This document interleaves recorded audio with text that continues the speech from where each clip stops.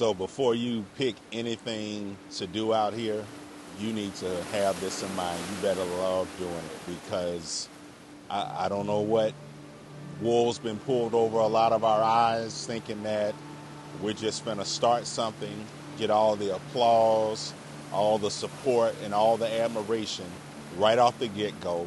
We sit and think that when people don't support us or we don't get that external validation, then what do people do? They quit and give up, because, as I always say, you have to ask yourself a question, and in all aspects of life. Are you doing it for the cause, or are you doing it for the applause?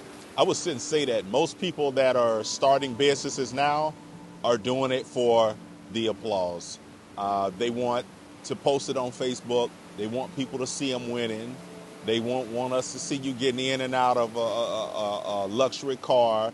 They want us to see you with all these damn bags, but ain't no money in them. Everybody wants to appear winning, but in the reality, most of these people aren't winning. They got a business this year, and then they're gone the next year. You see people seeking more applause for their business than actually running their business. You know, a business actually takes some effort and time to work on, and I see more people that are talking about their business and their lifestyle than actually working on it. And the reason that a lot of them are doing this is because they generally don't like what they're doing. They don't have a passion for it. So when they can't get an applause, they can't get a like on a Facebook post about their business, a like on an Instagram, they can't get heralded by someone, then they quit, because people were doing it for the applause.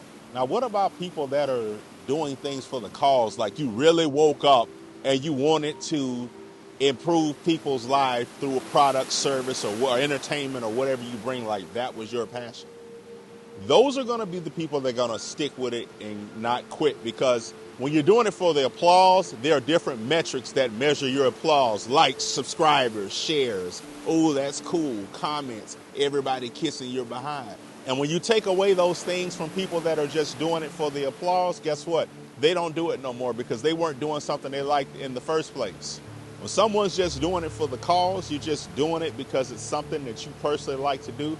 You're not hung up or set up on matrix or applause. You don't have to tell anyone, and I ain't got no damn standards to uphold. I wasn't on Facebook telling y'all, ooh, my channel's exploding and blowing up. It may be at one time, and it may not be another time. I'm not going to put that pressure on myself to appease to you for applause when that's the only time you can applause for me. You see, this goes into deeper about like really getting people in support around you and what you're doing. Like, I've got to do something grand for you to support me. It's kind of like family, and your mother, your grandmother, and your family members that care about you. They're going to praise you when you got an A on your test and an F on your test. They're still going to love you either way. And I don't want to build an army of people that are only going to listen to me or like me because I've got a bunch of views and subscribers. Give me a chance as a person and actually connect with me doing something that I love to do, that I'm doing for the cause and not for the applause. I'm not against the applause. The applause is great. It's great to get patted on the back for something that you've been doing day in and day out with not many views, not much support, not much accolades. So it's nice to get a good job pat on the back. But I take that shit with a grain of salt and keep it moving.